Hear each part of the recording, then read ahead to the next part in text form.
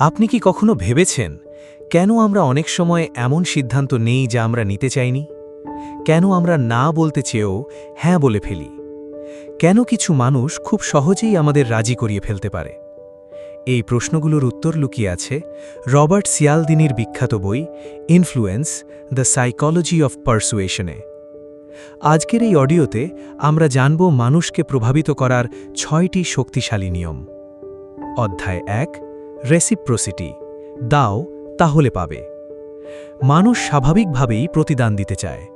যদি কেউ আপনাকে কিছু দেয়, আপনার ভিতরে একটা চাপ তৈরি হয় সেটা ফিরিয়ে দেওয়ার। উদাহরণ, যদি কেউ আপনাকে ফ্রি কিছু দেয়, আপনি তার কাছ থেকে কিছু কিনতে বেশি আগ্রহী হন।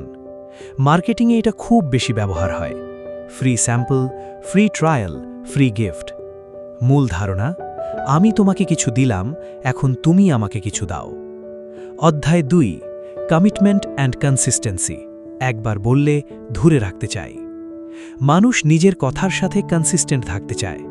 যদি আপনি একবার কোনো কিছুতে সম্মতি দেন, তাহলে পরে সেটার সাথে মিল রেখে কাজ করতে চান। উদাহরণ, আপনি যদি বলেন আমি স্বাস্থ্য সচেতন, তাহলে আপনি জাঙ্ক ফুড এড়াতে শুরু করবেন।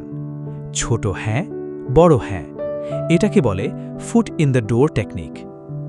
অধ্যায় 3, সোশ্যাল প্রুফ, অন্যরা করছে আমিও করব। মানুষ সিদ্ধান্ত নিতে গেলে অন্যদের দেখে। যদি সবাই কিছু করে, আমরা ভাবি এটাই ঠিক। উদাহরণ, রেস্টুরেন্টে ভিড় থাকলে আমরা ঢুকি, বেশি রিভিউ থাকলে আমরা বিশ্বাস করি। মূল ধারণা, যা সবাই করছে সেটাই নিরাপদ। অধ্যায় 4, অথরিটি, বিশেষজ্ঞদের বিশ্বাস করি। মানুষ সাধারণত বিশেষজ্ঞ বা অথরিটিকে বেশি বিশ্বাস করে। ডাক্তার, শিক্ষক, সফল মানুষ, তাদের কথা আমরা সহজে মেনে নিই। উদাহরণ, ডাক্তার রেকমেন্ড করেছে, এক্সপার্ট বলছে, তাই ব্র্যান্ডগুলো অথরিটি ব্যবহার করে। Celebrity, doctor, influencer. মূল ধারণা, যিনি জানেন তার কথাই ঠিক। অধ্যায় 5, লাইকিং, যাকে পছন্দ করি তাকে বিশ্বাস করি। আমরা যাদের পছন্দ করি তাদের কথা সহজে মেনে নিই। কেন পছন্দ হয়? একই রকম হওয়া, প্রশংসা করা, ভালো ব্যবহার। উদাহরণ, একজন ফ্রেন্ড কিছু রেকমেন্ড করলে আপনি সহজে বিশ্বাস করেন। তাই সেলস মানুষরা প্রথমে রিলেশনশিপ বানায়। মূল ধারণা, মানুষ আগে মানুষকে পছন্দ করে, তারপর তার কথা শোনে। অধ্যায় 6, স্ক্যারসিটি, কম আছে তাই মূল্য বেশি। যখন কিছু সীমিত থাকে তখন সেটা বেশি মূল্যবান মনে হয়। Limited offer, only 2 items left, last chance. তখন আমরা দ্রুত সিদ্ধান্ত নেই, কারণ আমরা হারাতে ভয় পাই। মূল ধারণা, যা কম সেটাই বেশি গুরুত্বপূর্ণ।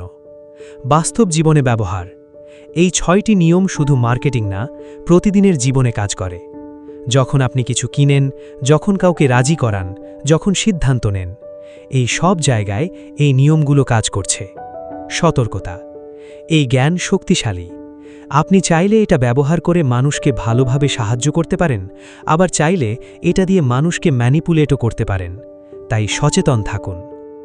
শেষে একটা কথা, যখন আপনি বুঝতে পারবেন কেউ আপনাকে কিভাবে প্রভাবিত করছে, তখন আপনি নিজের সিদ্ধান্তের উপর আরও নিয়ন্ত্রণ পাবেন। ইনফ্লুয়েন্স বইটি আমাদের শেখায়, মানুষ যুক্তি দিয়ে নয়, অনেক সময় মনস্তত্ত্ব দিয়ে সিদ্ধান্ত নেয়।